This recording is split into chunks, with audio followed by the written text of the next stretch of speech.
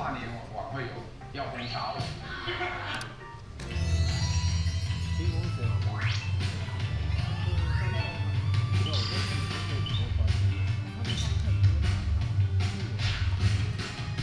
我好奇，你问柯文哲是不是封杀他，那他怎么回答你？他节目啦。那你为什么会是那之前你有传闻啊？只是传闻，那有没有真的有感觉到这件事？感觉没有啊，没有，只是传闻一直萦绕着。他把它当成笑话来问，能问出来就不是什么问题。你会觉得你这样问他，他就会邀你去跨年唱歌吗？可是因为那一年他有邀我啊，那一年我有去唱。所以其实是知道没有被封杀啦。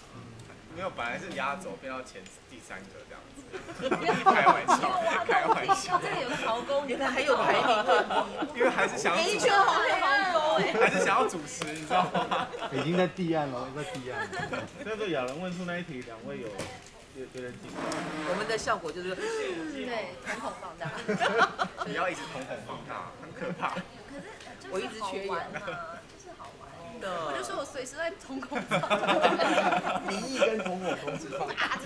宪哥比较难控制，还是？我本来就没有办法控制他。对，宪哥好，这样回家路上也可以，就是给他一点机会教育。我觉得你刚才说的很好，你是驯兽师，对不对？把它当野兽这样。对，然后很多驯兽师到最后都会被他驯的那一只吃掉。对对对，就算了。是蛮可爱的。我现在都看得好开哦，好开，都是这样。你说这样眼睛这样。那亚伦，你是比较怕宪哥来还是贝尔来？马上回答，清风在问你。我比较怕清风来。宪哥来比较好玩，然后我也会比较能戳他，因为他跟他爸的关系很微妙，很有趣，对，很有趣。就那一天的参叙，我也都了解他们之间的互动。他们2个都很幼稚园勇敢。开始讲不，大概2、3岁的事就都一直讲到最后结尾说，对，然后我现在就是这样的，他就听完就听完我的生平，就包括他就是爸爸会凌晨4点拨他们起来喝茶这件事情，这是什么奇怪的什么成长过程啊？对。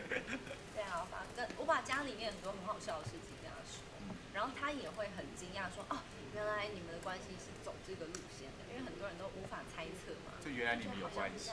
对，不是，是真的就是很特别的关系。因为一般人对他们的印象应该是感觉起来他们没有住在一起过，因为爸爸太忙，然后好像没有相处，但事实上他们相处很多，就这件事情我蛮惊讶。事实上他们住在一起，这样。没有啦，这个部分我放松啦，真的放松，因为工作量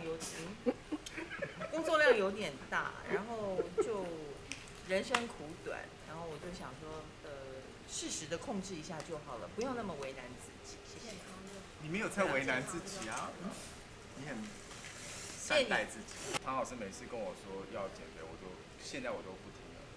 你干嘛？就以前我会觉得说，我想要帮他，比方说，我会跟他分享说这个不能吃，这个可以吃，这样。我后来就不做这件事。我觉得最可爱的是我说，我现在喝那个蔬果汁，我在减肥，然后我说，你在减肥，我跟你讲，我推荐一个营养师给你看，很有效。完全没有说服力，就对了。